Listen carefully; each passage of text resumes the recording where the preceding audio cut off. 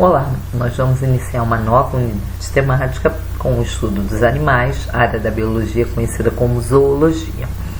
Vamos estudar primeiro os animais que são considerados invertebrados e nessa aula nós vamos abordar o filoporífera.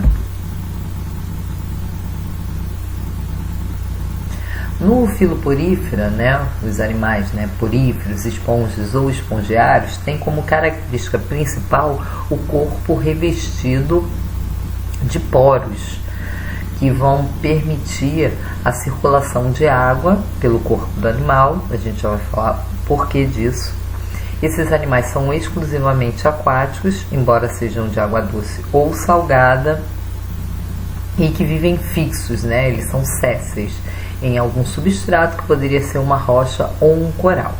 Dentro desse filo nós temos um grupo de animais que são os considerados um dos mais antigos que existem no planeta.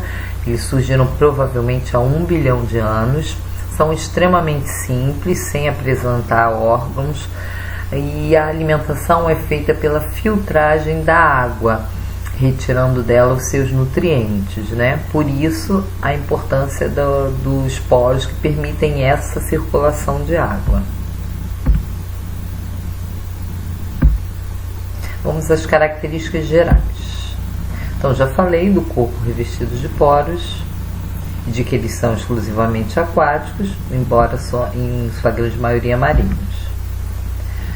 Ou eles não têm simetria, são assimétricos, ou têm uma simetria radial, ou seja, o corpo dividido em raios de simetria.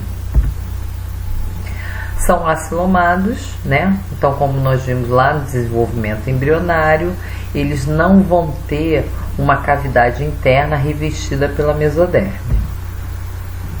Não são diblásticos, embora em algumas bibliografias a gente encontre esse termo.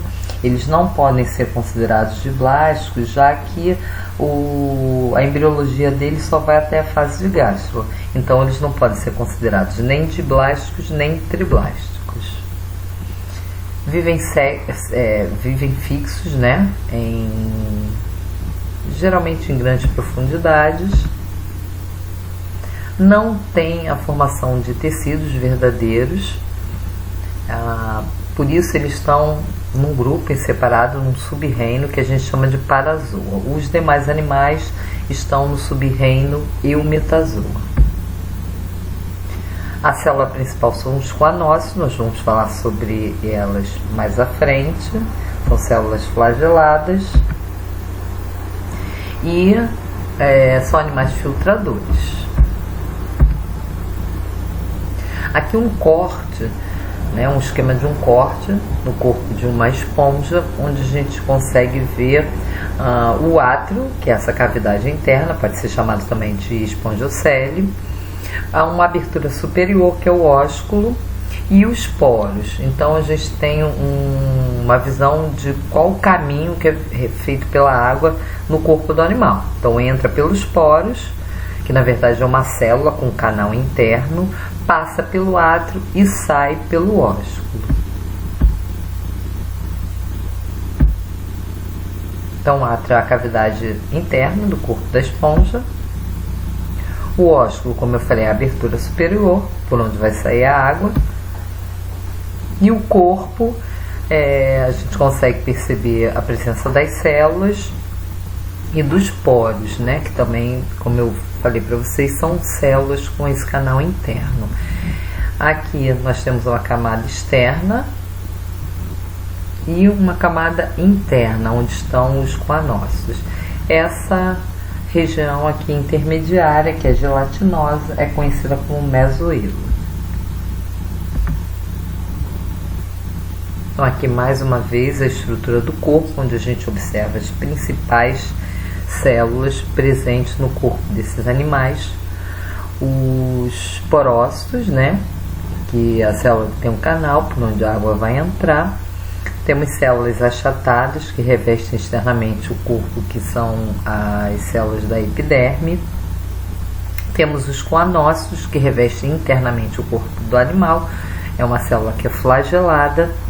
Na camada intermediária, que é o mesohilo, a gente observa estrutura de sustentação, que são as espículas, e também os amebócitos.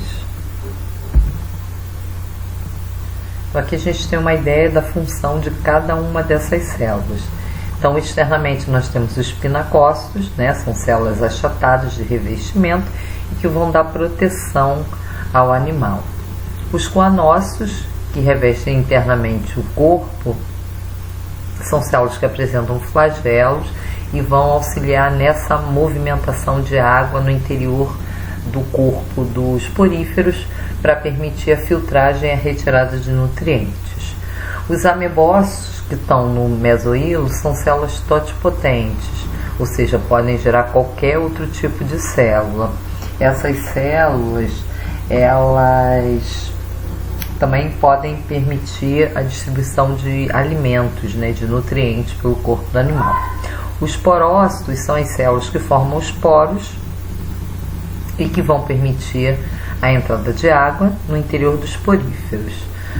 Outra célula que pode estar presente são os esclerócitos. Esses esclerócitos são responsáveis pela síntese das estruturas de sustentação do corpo da esponja.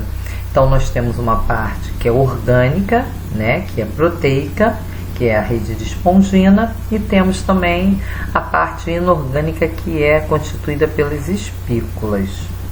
Em algumas esponjas, elas não têm essas espículas, então a parte proteica, né, a rede de espongina vai ser bastante desenvolvida.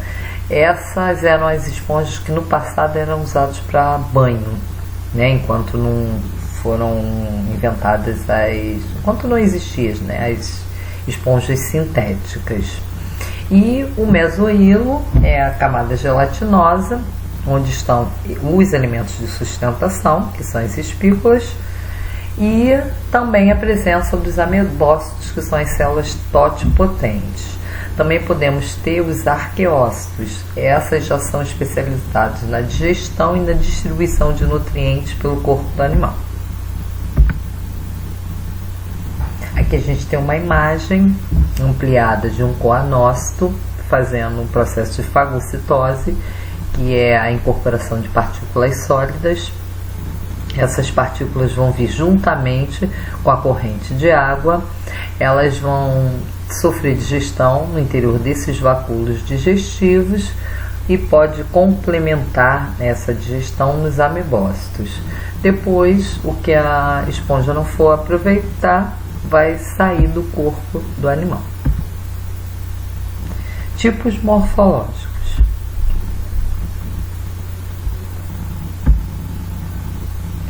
Nós temos 3 tipos de esponjas, né?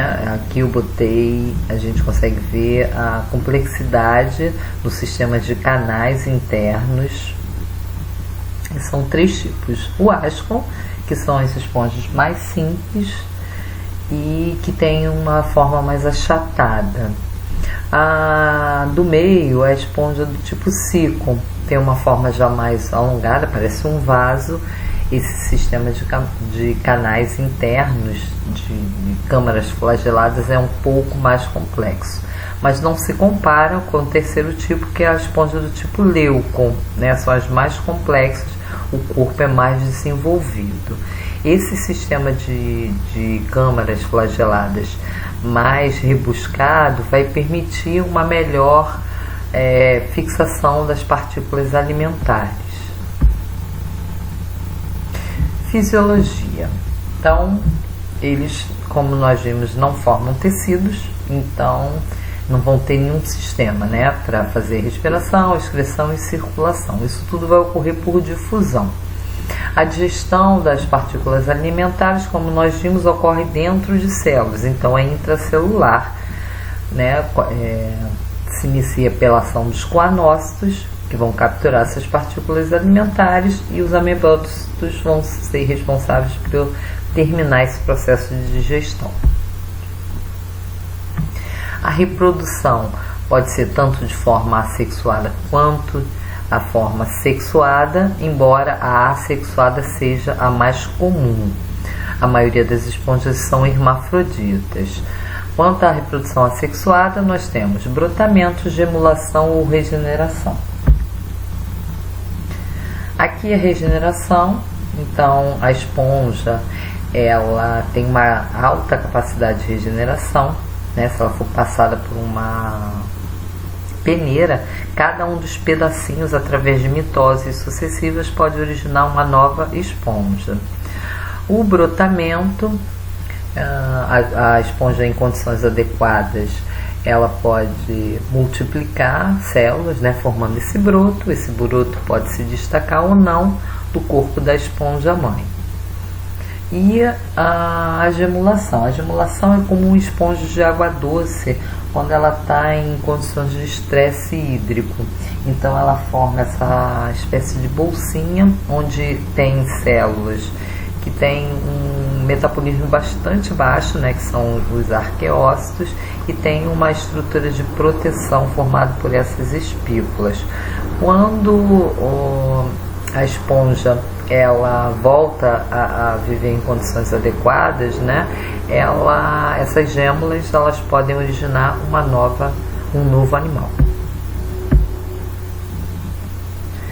Já a reprodução sexuada envolve a participação de gametas, né, os espermatozoides e os óvulos. Esses espermatozoides eles saem do corpo da esponja, que entre aspas a gente chama de macho, né, e através da corrente de água vai penetrar numa esponja fêmea, onde vai ocorrer a fecundação. Então, como a fecundação ocorre dentro do corpo da esponja fêmea, entre aspas também, né, ela é uma fecundação que a gente classifica como interna. Com isso vai surgir a célula ovo ou zigoto, que vai se desenvolver numa larva. Essa larva ela vai nadar durante algum tempo, depois ela se fixa e vai dar origem a um novo animal. Vamos agora à classificação. Nós temos 3 classes. A primeira classe que está aí é a calcária. Na classe que é a calcária, nós temos representantes marinhos, né? As espículas, elas são principalmente de carbonato de cálcio. Nesse caso, nós temos os 3 tipos morfológicos. Tem esponjas ascon, sicon e leucon dentro dessa classe. A segunda classe é Hexactinellida. Essa classe ela é de representantes exclusivamente marinhos. As espículas são silicosas e geralmente apresentam 6 raios. Podem ser tanto do tipo sicon quanto leucon. Esse tipo de esponja ela vive geralmente em águas profundas.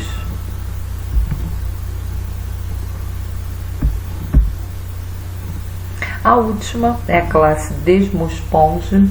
Na classe Desmosponge, né, a grande maioria são representantes marinhos. As espículas são silicosas, que podem ter de 1 a 4 raios.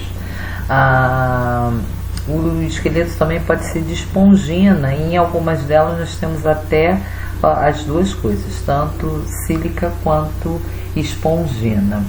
Nesse grupo a gente só tem o tipo morfológico leucon. Nessa classe também, apenas uma família de água doce, as demais são marinhas, né? São de água salgada. Bom, chegamos ao final dessa aula. Até a próxima.